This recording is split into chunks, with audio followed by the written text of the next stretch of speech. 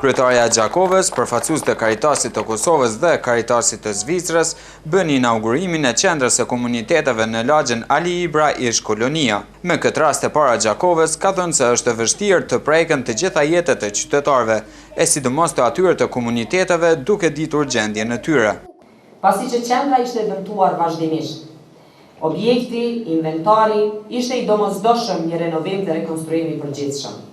Me një renovim dhe një investim nga donacionit e Karitasit Zvicran dhe zyres për komunitete është investuar në inventar, janë paguar borxhet, Drejtoria e Arsimit ka angazhuar 2 edukatore për fëmijë parashkollor, gjithashtu komuna ka mundësuar kyçje në ujësjellës dhe kanalizim të kësaj qendre.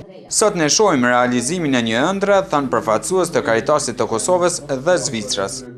Dhe dëshiroj të theksoj sot që forcat apo prioriteti i Karitasit Kosovës është që të mbrohet diniteti i njeriut pavarësisht në çfarë rrethana jeton, në cilës ideologji i takon, që të mbështetet vullneti i tij i mirë për të ngritur në vlera universale dhe për të dhënë shije jetës individuale, familjare dhe shoqërisë, vendit, shtetit të cilit i takon.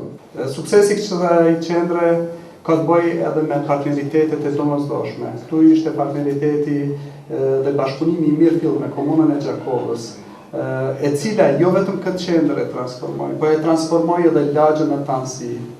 Ndërsa përfaqësuesi i komuniteteve Afrim Shala falenderoi të gjithë donatorët të cilët mundsuan ndërtimin dhe funksionalizimin e qendrës. Asnjëherë më parë se kam mbajtur mend që qendra jonë të jetë më e nderuar dhe më e pastër, më e organizuar, më e funksionale dhe më e tërheqëse sa që është tani.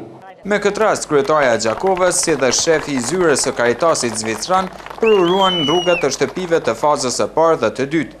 Natyrisht që kjo ngjarje u përcjell me interesim të madh nga banorët e lagjes.